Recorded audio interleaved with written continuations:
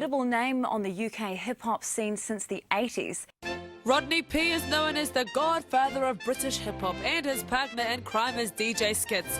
With help from the British Council, they were back in Aotearoa, so who better to share some knowledge on British hip-hop culture? Long time we ain't had a dance. Long time we ain't had a dance. We'll go for nice up your area. You know what's amazing, like today having like a proper Maori welcome and things like that blew me away today. Do you know what I mean? That was some next level. Not everyone gets to see that, so I feel blessed. This is definitely one of the perks of the job, being able to travel to these places and meet people from all over. I mean, the link we've got with the British Council for this trip has definitely opened up the access to the things we've been able to experience. The environment in New Zealand is probably a little bit more open to the kind of hip-hop that you're suggesting there. You know, it's about opportunities like this to network and meet like-minded people and set up your own outlets, set up your own club nights, set up your own databases and, you know, link and connect with people. It's that special connection between the two countries that has inspired the screening of a new film about the subculture. Wellington-based DJ Lemon was one of the pioneers of sound system in New Zealand. A Brit himself, he knows many of the musicians interviewed in the documentary Musically Mad, which will screen publicly in Auckland for the first time tomorrow night, thanks to the British Council, a non-profit cultural relations agency. That was fantastic, yeah, really inspiring. I'm from Manchester, so it was really interesting for me to see all that stuff, because I never grew up here. I just came straight to New Zealand from England.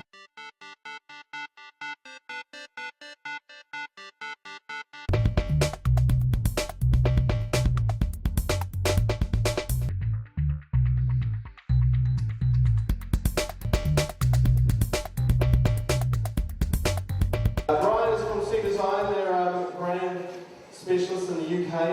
When we do similar talks in the UK universities, when you finish the talk, everyone just sits there in silence. Whereas this bunch are talking, asking questions, and they seem genuinely interested. And this is one of the things that I think is really...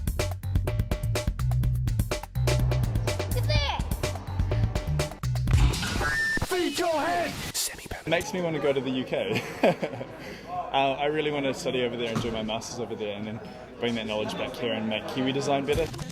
If you talk to anyone who's made it big in life, they'll probably tell you that it came down to getting one big break. Well, for one New Zealander, his big break has probably just come aged 23. Stephen Smith won the Dyson Product Design Award last year. It's a British Council initiative with a vest he designed that keeps athletes hydrated.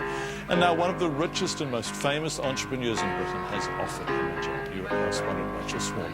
We've come a long, long way together.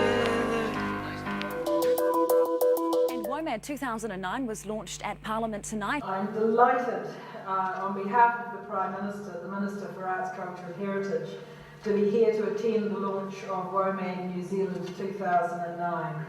People in Your Neighbourhood was proposed to me by Ingrid and Gareth. Ingrid's here from the British Council. There's a great project which came virtually delivered to us as an entity, and that's People in Your Neighbourhood. And it's a project between the Urban Soul Orchestra in Britain and some New Zealand artists put together by producer Gareth Farry. But it's highlighting New Zealanders who weren't necessarily born here or whose backgrounds are not necessarily of Pākehā or Māori New Zealand origin. The project is a collaboration between the British Council and our own offices of race relations and ethnic affairs, and they're all sitting firmly behind this project. My name is Ingrid Leary. I'm the new country director for the British Council in New Zealand. The fundamentals of mutuality being at the heart of what we do, about the British Council being about creating engagement and trust, these things stay the same. I have got the best job in the world. We create opportunities for emerging leaders from both our countries to exchange ideas. It's actually really, really good for business. So that's that eco-affluence idea.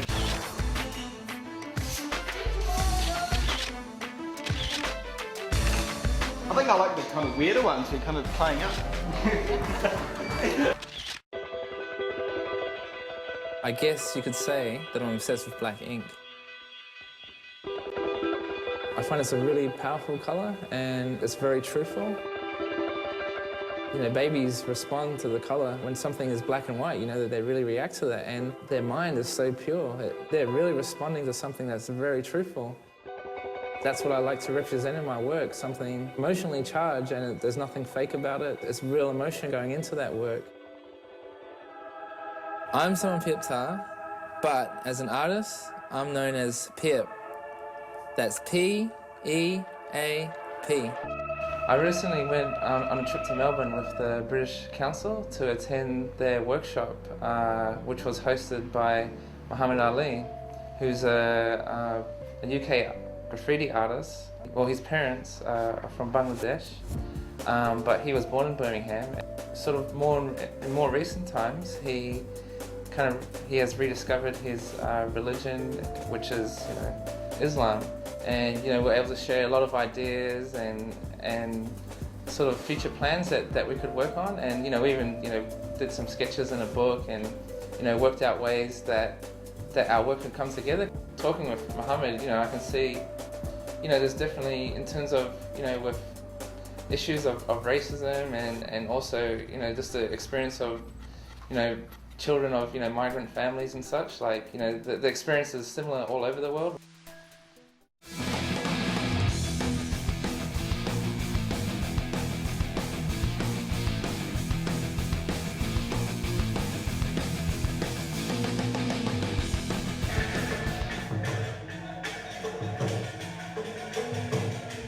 The Bandung sort of creative economy model was really amazing, you know, it just blew my mind, and everything we did I thought it was exceptionally well organised from their side point of view.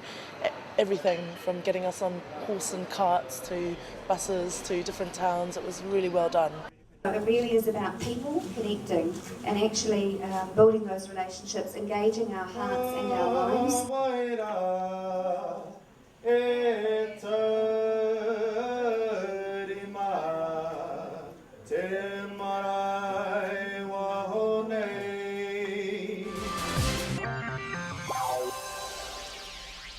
Hong Kong Design Week took place recently, and young New Zealander Darren De Cruz was one of 44 designers to compete in the 48-hour design challenge. It's really about making cities better places for everybody, and that means people with disabilities, blind people, people with hearing impairment, older people and so on. And so by joining in this competition, it was our way of supporting emerging designers to really think about inclusive and holistic design when they're doing their creative work. Not only does he not have any arms, but he's competing in the Paralympics in the swimming, and he also plays the piano with his feet. I went to the 48-hour Inclusive Design Challenge in Hong Kong. Yeah, he's given me his card. He's real keen to keep in contact, and I've seen him my portfolio and stuff like that. So, wow. Yeah, I've been networking quite a bit, and I'm real excited, eh?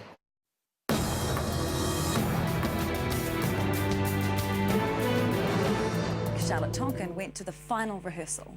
A visionary in the contemporary dance scene, Parment is known for pushing the boundaries of the human body.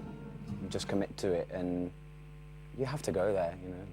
Michael wouldn't accept anything less. One of the reasons I invited Chris was because I was really keen on the question of difference, identity and difference. My name's Chris, and I'm from Wales in the UK. In New Zealand, there's a lot more, especially with Michael, of phrases and use of the body closer to the floor.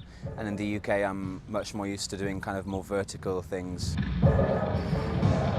Probably it's been the most sort of supportive and friendly environment that I've been in, and that's been really, like, completely very memorable. As a person, he was, we got to connect, and he's a cool cat, rat-a-tat-tat. Fi de cael amser gwych. I've had a great time.